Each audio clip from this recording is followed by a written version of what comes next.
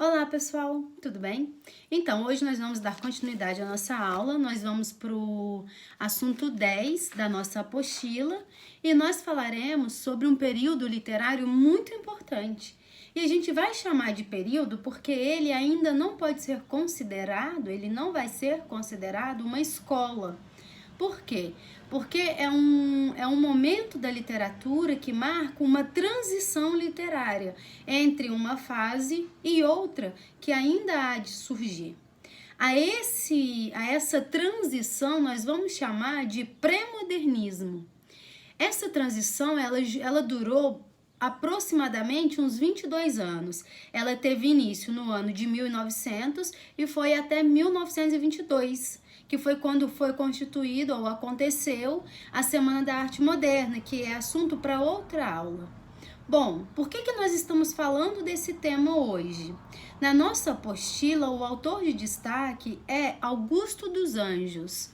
É importante lembrar que Augusto dos Anjos, ele foi o único nome de destaque na poesia durante esse período literário, durante essa transição da literatura. E Augusto dos Anjos, ele desafiou toda a poética já existente e muito influenciada pelo parnasianismo por propor uma linguagem inovadora, menos rígida e não tão preso à forma, métrica, rimas. Então essas características não eram do Augusto dos Anjos. E ele se destacava também por esses fatores, pelo fato de ele propor uma poética completamente diferente de tudo aquilo que já vinha sendo proposto ao longo dos anos. Além disso, como se não bastasse, Augusto dos Anjos ele também foi destaque pelo fato de ele carregar uma áurea sombria. Não é à toa que a apostila chama Augusto dos Anjos, define ele em carne e dor. Augusto dos Anjos ele vai falar muito sobre as dores da carne, sobre o sofrimento humano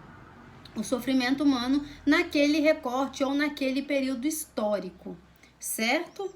Bom, para entender o Augusto dos Anjos, a gente precisa entender a corrente literária a qual ele pertenceu. E não é uma corrente, é uma transição, é como se fosse uma ponte. Estava entre o parnasianismo, que foi o último movimento literário existente, até aquilo que lá na frente, muito lá na frente, vai chegar a se tornar modernismo. Então, até acontecer e consolidar-se como modernismo, várias fases de transições foram surgindo. E uma delas é essa primeira fase, que a gente chama de transitoriedade, ou só de transição mesmo. E aí, o que acontece? Essa fase pré-moderna, que começou lá no finalzinho do século XIX, ela tinha por objetivo trazer à tona, mostrar para a realidade as questões sociais. Então, a crítica, a denúncia social são questões que elas se tornam mais marcantes na literatura. E o que estava acontecendo naquele período, ou nesse período literário? Esse período estava acontecendo aquilo que a literatura chama de Belle Époque. O que é isso? Era aquele período da cultura europeia, que era uma cultura, quando a cultura europeia ela se alastrou mundo afora e saiu influenciando tudo que via pela frente. E aí os nossos literários perceberam que, bom, peraí, tá tudo evoluindo. Nesse curto período de tempo, o que estava acontecendo? Uma inovação imensa da tecnologia. Surgiu ali o telefone, surgiu ali a luz elétrica, a lâmpada elétrica, né? Surgiu o carro a motor. Então, os nossos literários, observando essas mudanças sociais que estavam acontecendo nesse contexto, pararam e refletiram. Opa, peraí, tá tudo mudando. Por que a literatura permanece a mesma? Por que a literatura brasileira tem que ser aquela que copia e cola uma literatura que já existia em outro país ou em outro continente? A gente não pode fazer uma coisa única e exclusivamente brasileira? Não tem espaço no nosso território nacional para fazer uma arte ou uma cultura exclusivamente nossa? É importante ter esse espaço, é importante ter esse momento. Então, com essa vibe, com essa preocupação, o que vai ser chamado de modernismo começa a brotar. A sementinha foi plantada nesse período. Essa busca pela inovação, essa busca pela liberdade social, pela liberdade cultural, pela liberdade de expressão, né? É muito importante, tanto que vai chegar um momento do modernismo que a gente vai ver lá na frente que a literatura em si sofreu censura a ponto de alguns representantes serem presos porque a literatura deles ou a obra deles não era considerada uma obra saudável para ser publicada. Certo? Bom, então vamos falar do pré-modernismo. Tinha a Bela Época, que era o período da cultura europeia, tinha as grandes evoluções, como a invenção do telefone, da lâmpada elétrica, do carro a motor. Surgiu também a República do Café com Leite, era aquela disputa, né, entre São Paulo e Minas, qual estado mandava mais, qual estado tinha mais poder ou era a maior potência no Brasil. São Paulo representando pela sua altíssima produção do café e Minas representando pela sua altíssima produção do leite. Por isso esse movimento chama de República Café com Leite, que era assim, uma hora São Paulo mandava, outra hora Minas mandava e por aí ia. Chega um momento que afeta a literatura, essa disputa da República Café com Leite, que a produção de café é tão grande, mas tão grande, mas tão grande, que não tem como exportar, os compradores não são suficientes para o tanto que produzem, aí alguns grãos, alguns não, toneladas chegam a ser queimadas, assim, tipo, eximidas da sociedade mesmo, mas isso é assunto para outra hora, bem lá na frente que a gente vai falar disso. Então é importante que para a literatura havia esse rodízio de poder entre São Paulo e Minas. Tinha também, foi quando os autores menores, eles ganharam espaço. O que a gente chama de autor menor na literatura? Quando a gente fala de uma literatura lá do final do século XIX. A gente fala daqueles literários que tinham obras, que tinham suas produções, mas não tinha espaço para divulgá-las. Porque não tinha rede social como tem agora, então a liberdade de expressão era ainda mais limitada. E aí, essa transição literária abre espaço para que esses autores menores ganhem voz e espaço no meio artístico para divulgar os seus trabalhos. E isso acontece com Augusto dos Anjos. Augusto dos Anjos, com a sua poética inédita, exclusiva, singular, ele passa a despertar o interesse e a curiosidade na sociedade. Porque imagina, antes a sociedade estava habituada com uma poesia parnasiana, uma poesia perfeita, cheia de rimas, de métricas, essas coisas. E aí vem Augusto dos Anjos propor uma poética com uma linguagem totalmente popular, muito menos rígida do que a linguagem de antes. A sua poesia não era uma poesia puramente brasileira, assim, né? Dessa transição literária, ela ainda tinha influências do parnasianismo, do romantismo. Ele ainda tinha um pezinho fincado lá no passado, então ela era um pouco passadista, por assim dizer. Mas uma coisa na poética de Augusto dos Anjos fez com que ela fosse singular. O quê? Toda a sua poética, as suas obras giraram em torno da palavra. A palavra era a principal ferramenta de trabalho e muitos dos seus textos giram em torno da palavra como essa principal fonte de trabalho mesmo. E Augusto dos Anjos, ele é considerado como que o poeta gótico. Por quê? Porque ele tem um certo gozo pela morte. A morte, do ponto de vista de Augusto dos Anjos, não é sombria e dolorosa. É uma possível libertação, sabe? A morte para Augusto dos Anjos é uma questão orgânica e biológica, é natural. A gente sofre, a gente sente a perda, mas é normal. Todo ser que nasce morre. Acabou. Isso é biológico, isso é orgânico, isso não é nada de espiritual, de emocional, não. Isso é físico, Isso é ciência. Então, percebe como ele tem uma influência ainda lá de trás?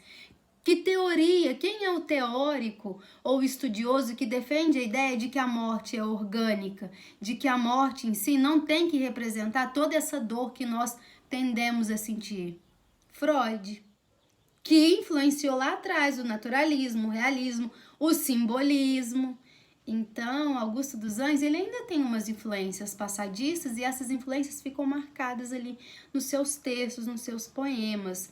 Como eu já disse, ele é o poeta de maior destaque, então ele é o poeta mais importante dessa transição literária, desse período de 1900 a 1922.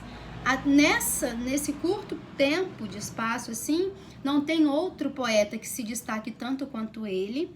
Ele produziu 58 poemas, todos eles girando em torno do eu.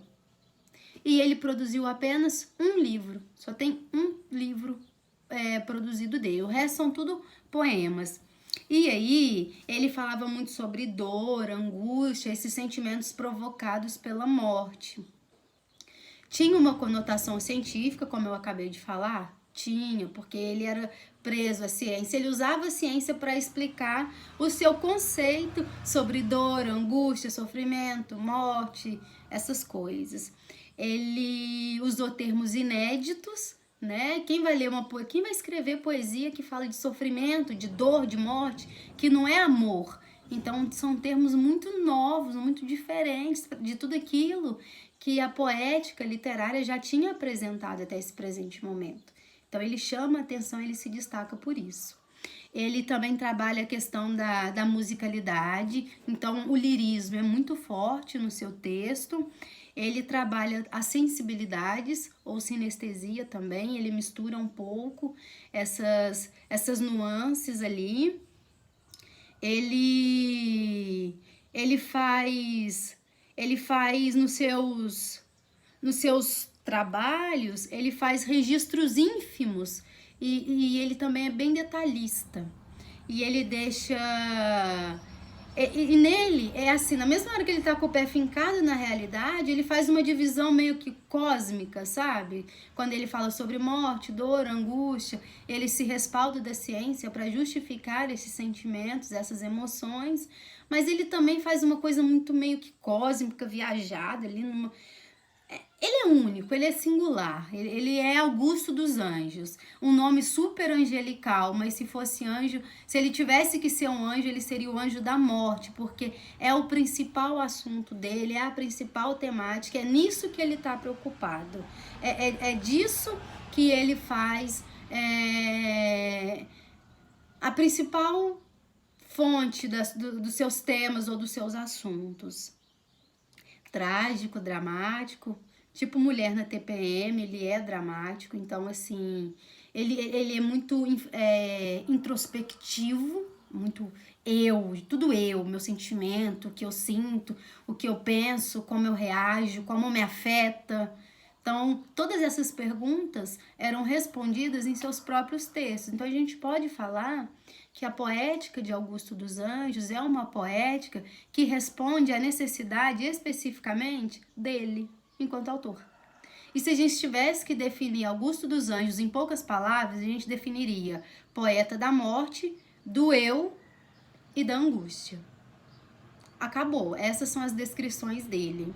Apresenta uma linguagem mais clara, apresenta uma linguagem mais próxima do coloquialismo, né? Então tem termos novos, neologismos aparecem aí, já começa a ter um prelúdio dos neologismos, porque daqui para frente a linguagem ela vai mudar drasticamente no meio literário, nós vamos falar disso mais lá para frente, e ele é dramático, é isso que ele é.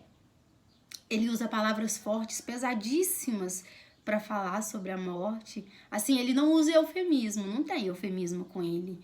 A morte é dura e crua. Nasceu, vai morrer. Fim, acabou. Não tem que se preocupar com isso. Ele é assim, sem maiores preocupações. Deixe-me ver o que mais eu preciso falar dele. Extremamente perfeccionista, seus textos tinham que ser textos muito bem compostos. É por isso que a gente fala que ele tem uma influência muito grande, que isso é uma característica do parnasianismo, a poética perfeita. Ele tenta fugir das raízes, mas não consegue fugir completamente. Mas mesmo assim ele propõe uma literatura completamente inovadora e isso é válido nesse período de transição literária e por isso ele ganha destaque como sendo um poeta que está abrindo portas ou espaço para outros poetas. É um fazer poesia completamente inovador. É isso que Augusto dos Anjos faz. Ele inova a poética literária, tá bom? Tudo isso que eu disse tá na apostila de vocês, lá no assunto 10. Se vocês tiverem alguma dúvida, sabem como e onde me encontrar, é só me chamar. Tô aqui, tá bom? No mais é isso. Beijos de luz, façam os exercícios que seguem para que na próxima aula nós possamos corrigi-los, ok? Beijos de luz e divirtam-se com esse momento pré-moderno, bem pré mesmo. Os primeiros manifestos daquilo que a gente vai em breve chamar de modernismo, tá bom? Beijo, beijo, se cuidem. Tchau, tchau.